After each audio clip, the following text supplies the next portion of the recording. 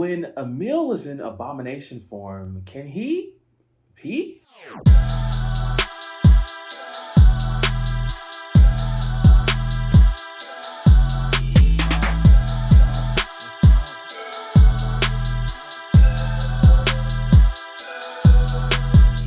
Welcome back. I'm Nicholas Alexander Burke, and let's talk She-Hulk Attorney at Law, episodes 3 and 4. Spoilers. The post-credit scene for episode 3 broke the internet in a way that you would think would be cool and fun, but instead, a bunch of people who don't get no pussy for real. I'm sorry.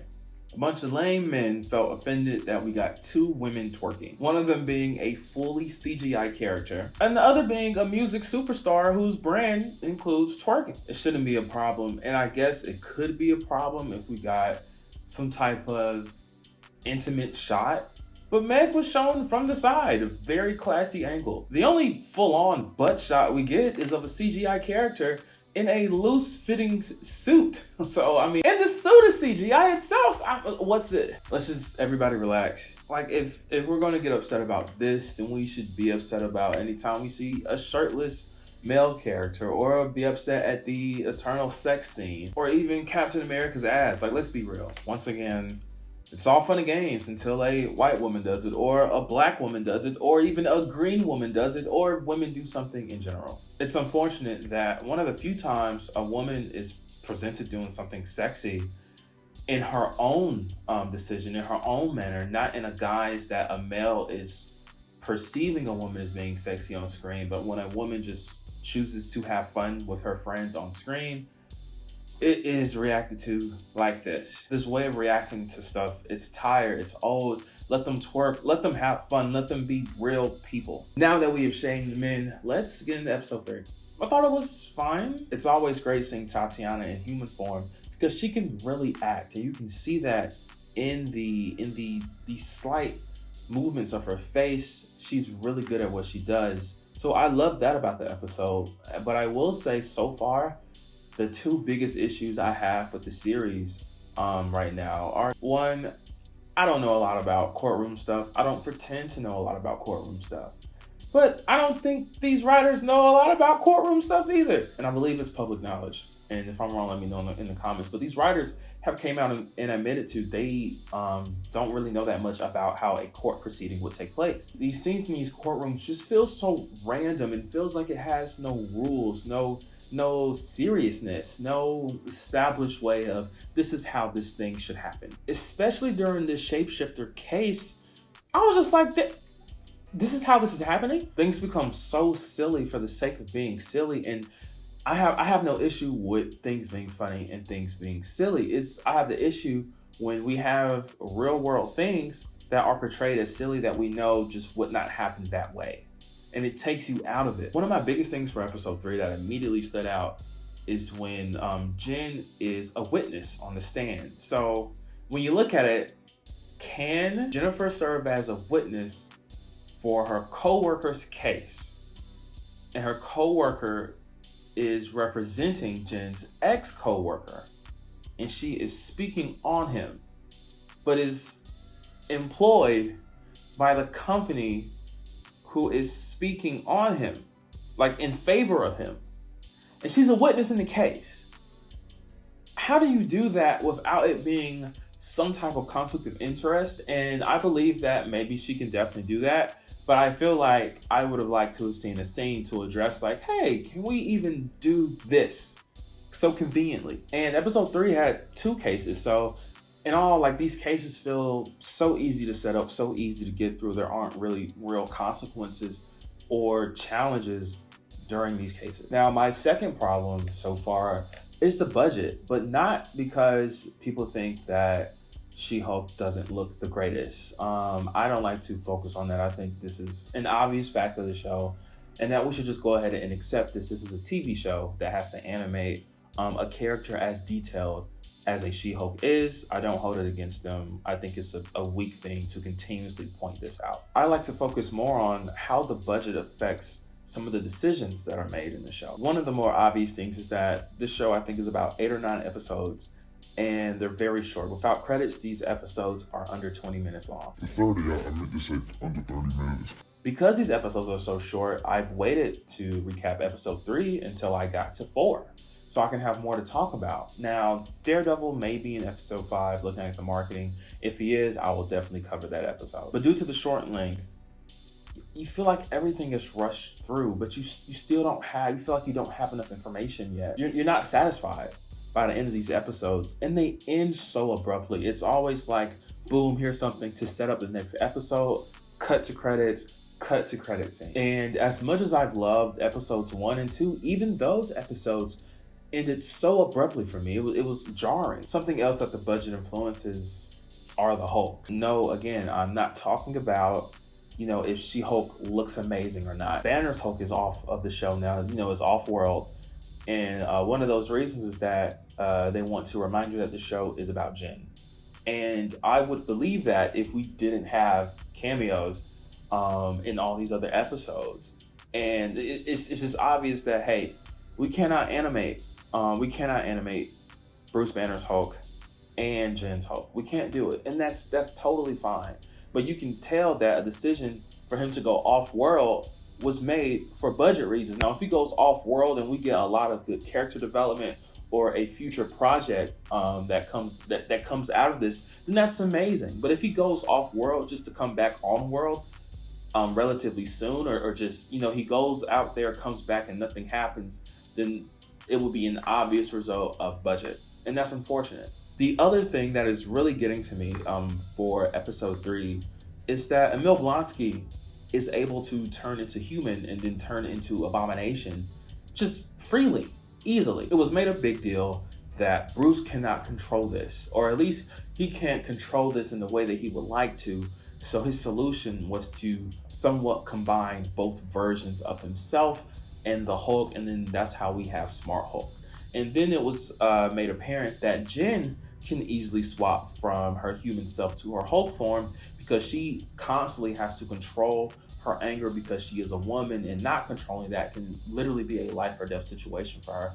And I love that. We get to Blonsky, and he's a human, and he can just change freely. Mind you, first time we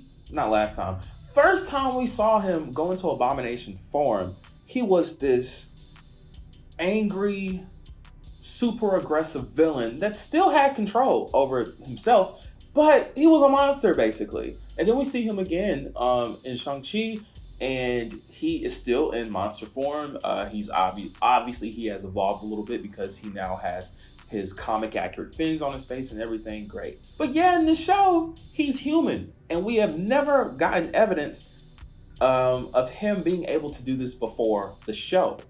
So it really just emphasizes that, hey, he can become a human, not for the plot, but because we cannot continuously animate a creature like Abomination. And I get that. I understand that. I just wish the show would give us a better reason on how he is able to do this, especially when doing this has proven to be a big deal for Hulk and Jennifer. Now, my friend Drew, great friend of mine, he's part of the Worst Nerds podcast, and make sure you guys check that out on their Instagram and on their YouTube. Me and Drew talk a lot about film, TV, comics. So we both collect different things, so it's always a great time talking to him.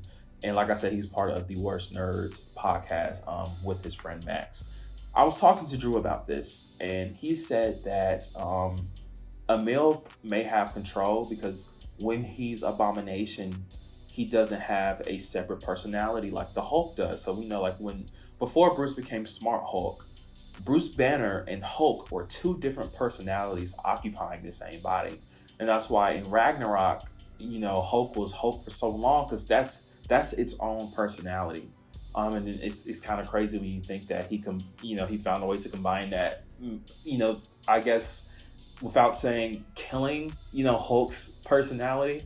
Anyway, so boom. So he was saying that because of this, because Abomination doesn't get a separate persona when he's Abomination, then that's the reason why he can change. Change freely, similar to how Jen can change freely, because when she becomes She-Hulk, she is still Jennifer, just with, green skin and muscles. And I said, okay, that is a very reasonable explanation. I'm not willing to buy it because, one, I think we're giving the show more credit than it deserves. because I feel like that should be something that is explained. And if this is the case, if the reason that he can transform willingly is because he doesn't have a separate persona, then the show should have done a better job of saying that. And if the show said that, I would still have a problem because it was made such a big deal that Hulk can't do this and that Jennifer can.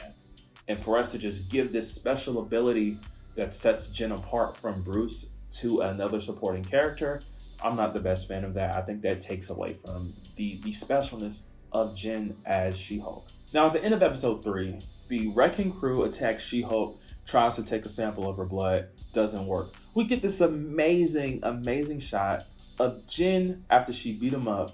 She looks into the window of a car and she sees herself as She-Hulk. And then it cuts to the credits, and it was such a good shot because it was like, am I a monster now? Is this who I have to be now? And something I wanted so much out of that is to either, because the shot stayed blurry for budget reasons. So I would have loved to have seen this shot go from blurry to crisp in the reflection and then cut, or even you start with the shot in the car's reflection, and then you cut back to her actual face to see it. And I felt it would have made that shot even more impactful, even more emotional. But because of budget, we know that if we make this shot any clearer, it's going to cost money. And it's unfortunate that we have these these small tidbits of these great scenes that can be even better if we had the budget to do it. And it's unfortunate, but I applaud the storytellers for doing what they can with this. Now, episode 4 was my least favorite, I fear. I loved episode 1 and 2. Episode 3 was okay, but 4... Now, I enjoyed seeing her dating life. And I thought it was some great character development when she decided to embrace her dating life as She-Hulk, because we just ended episode 3 with the shot of her looking in the reflection like, am I a monster? So now to see that and then go to this episode and she's embracing being She-Hulk and is entering the dating scene as such, I thought was really good development. In fact, she is She-Hulk from most of the episodes, so shout out to the special effects team. Now, what doesn't really work for me is Donnie Blaze. Donnie Blaze may be, a subtle nod to Johnny Blaze, one of the Ghost Riders. I did just pre-order that new Marvel Legends Ghost Rider. Can't wait for that. Yeah. But again, my problem with Donnie is that he's silly. Now, yes, you can have a silly magician. I have no issue with a silly magician existing. My issue is that he's not just a silly magician. This is somebody who studied at Comertage. He took up the mystic arts. And from Doctor Strange 1 and Doctor Strange Into the Multiverse, which should have been a Wanda film altogether. Anyway, those 2 movies really emphasize the seriousness of taking up the mystic arts, especially when you go train where he trained. I mean, hell, Mordo even went around removing the magic from certain users. It was a very serious thing. So to know that he went and studied that to then turn out to be a very silly magician, I was just like, again, we're doing something for the joke of it, ignoring how this is actually like, not even in the real world, but in the MCU's world. Now I was like, oh my God. So this episode was also the first time that this really felt like a story of the week, or like a character of the week. And I don't know if I dislike that or if I do like that. Time will tell. So we'll see how this works out for the show. Now, the last reason I don't like the show, another reason that detracts my overall liking of the show, may be considered a spoiler, even though this is a spoiler review. So, you've been warned. She-Hulk goes on dates. She's on a date with a certain guy, and he starts asking her questions. He calls her a specimen, and then asks, can her skin be penetrated by vibranium? Now, we as the viewer know that vibranium is used in a ton of different ways, but the MCU civilians, I wonder how much do they know? So we know that Captain America was a very public figure. He's in museums, shield on display. So I'm sure that the regular world in the MCU knows that vibranium at the least can be used as an indestructible defensive weapon. I feel like for him to ask, can her skin be penetrated by that, obviously means that he knows stuff that the average civilian doesn't. The only other character so far in the MCU that uses vibranium offensively, or is it defensive, offensive? Look, Captain America uses it to deflect things and then also has used it as a weapon. But the only character who has used vibranium in ways to attack Black Panther, you know, and that you have to know that his suit is made from vibranium, his claws are made from vibranium. And we know that because we're audience members, but I doubt that the MCU world civilian knows that. Now, even though Black Panther is now public, the nation of Wakanda is now public to the world, I just don't see them advertising, hey guys, you know that shield that Captain America uses? We have that same stuff. In fact, it's exclusive to our country, and we don't have it just in shields. We have it in knives, spears, all types of things like that. So when he made that comment, to me, I was like, okay, he obviously knows more than the average MCU civilian does. And what happens is that in the credits of the freaking show, he is credited as, I think he's credited as either Todd Hulk or Hulk Todd. Either way, it is telling us that this guy is somebody because he has Hulk attached to it. And for him to ask her, can her skin be penetrated? This guy is probably the guy who hired the Wrecking Crew. And if we're going off of just how he's credited in this episode, maybe he does successfully get a sample of her blood, uses it on himself, and becomes Todd Hulk. And I mean, just the name is insinuating that this is going to, you know, kind of a comedic thing that will happen. So I think that was like the last thing I didn't like. It was just like the sloppiness of this. Marvel in the past, or anybody in the past, when you have a character that's going to be somebody else later on in the show, you make sure that you credit them a certain way in that episode that doesn't give it away. So when that reveal happens in the next episode or a future episode, you can then credit him as what he was always going to be. So it was just a sloppy thing that I was like, come on guys, you've been in the game for over a decade. QC, quality control, which is actually what I do for a living. Anyway, She-Hulk has had a pretty solid 3 episodes. Loved 1 and 2. The number 4 was just a little iffy, but I am excited for episode 5. Side note, Drew from the Worst Nerds podcast said that if you Google Madisynn and put the Y where you think it should be, you're going to see something you probably wasn't expecting to see. Now, if your safe search is on, you probably won't see anything. Now, if your safe search is off, then you will definitely see something. You've been warned. So, She-Hulk episode 3 and 4.